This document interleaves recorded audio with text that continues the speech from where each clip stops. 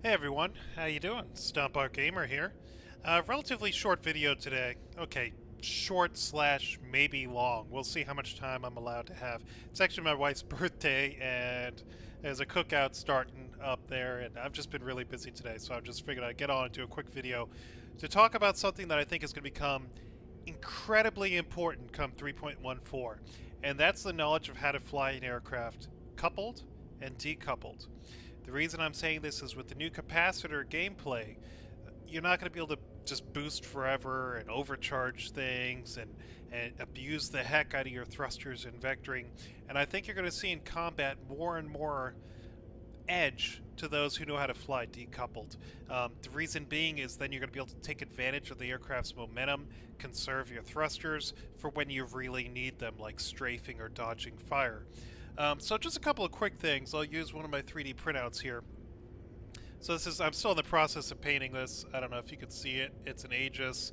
Horrible paint job because I have the artistic ability of a 4-year-old. Actually, no, my 4-year-old has better painting ability. That being said, so basically the way it works currently in the game is as you're flying your ship, and probably 90% of people fly 100% coupled, which means the IFCS, the kind of flight control system, will interpret your inputs of the yoke to basically make your spaceship fly like an airplane.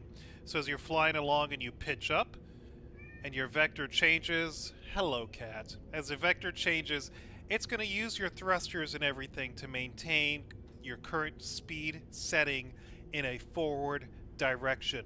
So if you're traveling forward at SEM speed and then you start turning and you just pitch up on the stick, you'll end up having a flight path similar to an airplane where your pitching and your direction of travel is changing. And decoupled, you can be flying in this direction, flip around, and continue flying backwards at the same speed, firing on the enemy. So when you've got two fighters in combat, maybe let's say this one is a larger ship. Actually, let's use an Idris. So you got your Idris here. Again, you can probably barely see it. I'm working on painting this one. So the Idris is flying along, the Gladius is fighting, the Idris wants to get the railgun on target. He can just flip along and say goodbye Gladius and one-shot it. Good luck hitting a Gladius with a railgun. But anyway, you get the idea. And where this is going to become very important, we'll go ahead and transfer to the game now. This will be very important is right now I'm in coupled mode. So as you see, I'm traveling forward. I have my speed limiter set to 190. And as I pitch, my thrusters are attempting to maintain. Hands off, I'm accelerating. I'm now doing 190 the other direction. My flight path vector has lined up with where I'm going. As I sit here yawing, same thing. It's going to start accelerating. The engine thrust is going to change. The thrusters are going to change.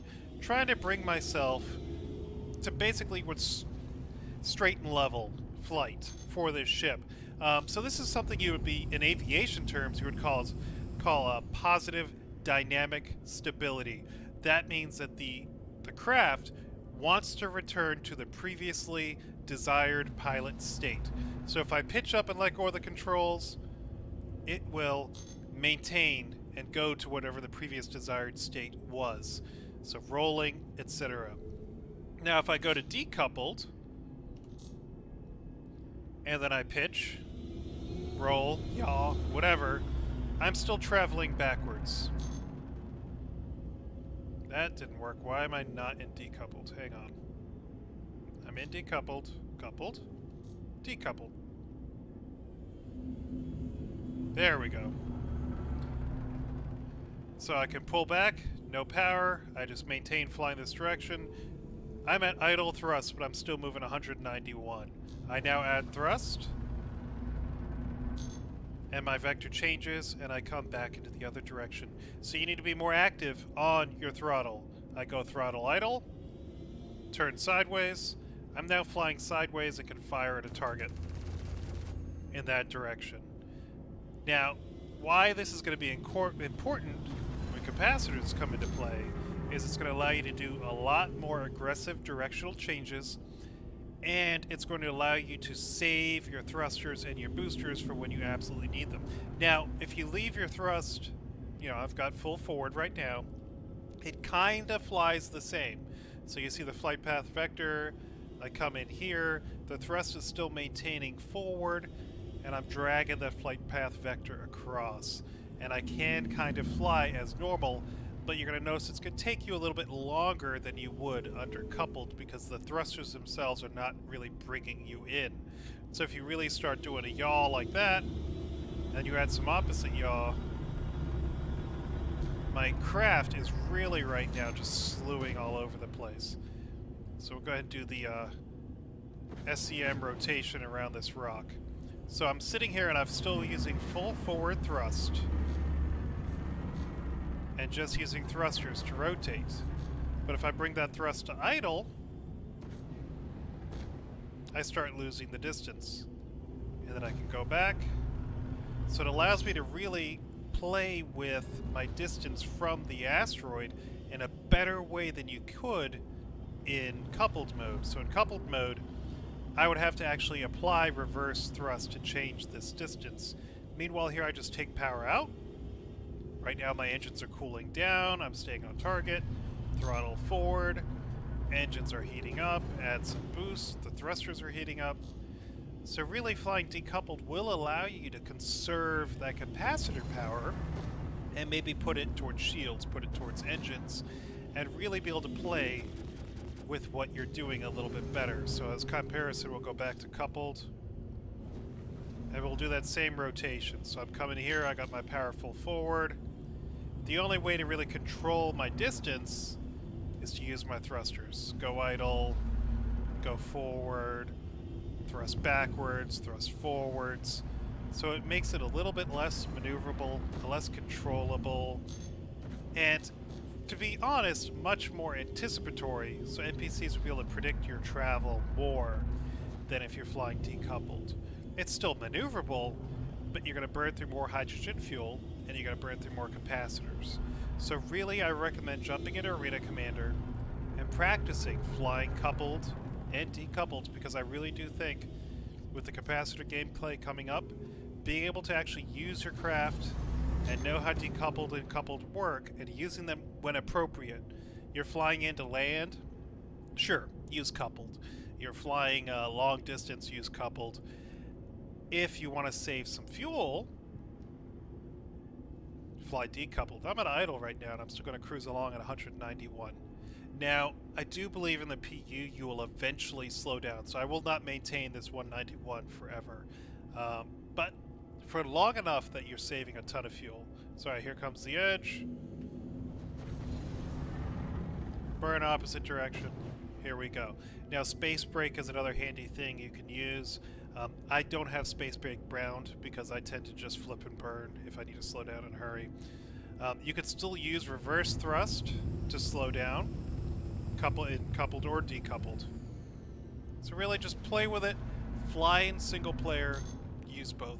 That's just my piece of advice, because I do think it'll be very important to save your capacitors for when you need them most, which is going to be, you know, in combat, when you're trying to put your power to shields, power to weapons, so you're going to be able to boost one system or another. So right now we've got this little triangle. Let's go here to power.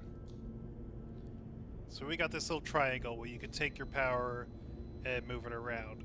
Capacitors is going to get rid of this, basically, and it's going to make it so that you, I guess we're going to use keybinds. I haven't gotten on, I'm not an avocado, so I don't get to test it. But when it does come out to PTU, I'll definitely be testing it. But from the way I'm interpreting from what I'm seeing, is that the way it's going to work is you're going to be able to send this capacitor power. So think of it as like a boost of power that you have as a set reserve. Send it towards the system. So send it towards shields, send it towards weapons, send it towards engines. But then that capacitor will have to recharge. So I've sent it to engines.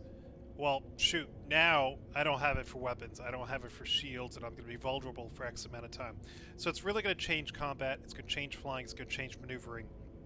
And if you're able to truly master decoupled to the point where all of a sudden you find you don't use coupled at all, I think you're going to find yourself at a huge advantage, not just in PvP, but in PvE as well, for being able to save that capacitor for weapons and shields, and less so on engines. And again, we're going to have to play with it, we're going to have to see. This is just my prediction. But I also think just overall, it's good to be able to fly the aircraft using all... I keep reverting to aircraft. I'm sorry, I'm a pilot. It's what I do. I think it's going to be good to be able to learn to fly your spaceship, your spacecraft, whatever we want to call it, under all controllable flight modes. Fighter pilots do this all the time. You know, they learn ground combat, air combat. They do taking out surface-to-air missiles, so Wild Weasel missions. So you're learning how to use your fighter or your transport ship under every mode, so you're familiar with when they're good, when to use one, when to use the other. And I don't know, I just highly recommend it. I think it's a good idea. And honestly, there's not much to do in game right now, so why not? Pop on, play around, try out the different modes, and what I really wish, so I'm in decoupled right now. I wish if I put in a roll, it would continue. And, you know, just sit there going, because in the real world, what this should mean is if I put in, use this thruster to push up, and then stop that thruster, I should continue to roll at that rate until I cataract it with the other thruster. That's how it should work in coupled, in decoupled mode. But it doesn't. The only thing we really have is the speed in a direction. That's the only thing that the game currently does. It does not do roll. It doesn't do yaw. It is simply your forward direction movement, and it's all based on main engine thrust. So as you put in more power into one direction, you change your speed into that direction. So again, we'll have to play around with it and see how everything works, and just play. Get in here, play, try it out, do some maybe some free flight, do some Arena Commander against the Vandal Swarm. Maybe do some multiplayer Vandal Swarm and try it out and see if you can get the hang of flying coupled versus decoupled. Because truly, it will give you an edge. Some of the best PvPers and just straight up combat fighters I know in game fly exclusively decoupled. There's a reason for it. It's because it's handy, it gives you control that you wouldn't otherwise have, and it saves your thrusters and your boost for when you need it the most. Alright, I'm going to call that for a video. Go enjoy my wife's birthday and have some hamburgers. So, take care everybody. I will be posting the results of the giveaway. This is definitely the last video I'm going to be able to get up before the giveaway. So make sure you follow the link in the comments. Sign up for the chance to win this exact same ship, but with the Invictus paint job. And I think it's, it's 120 months, so 10-year insurance. The game package, Squadron 42, it's like an $85 value you can get for free just for clicking like, comment, subscribe. Have a good day, everyone. Take care. Stay safe.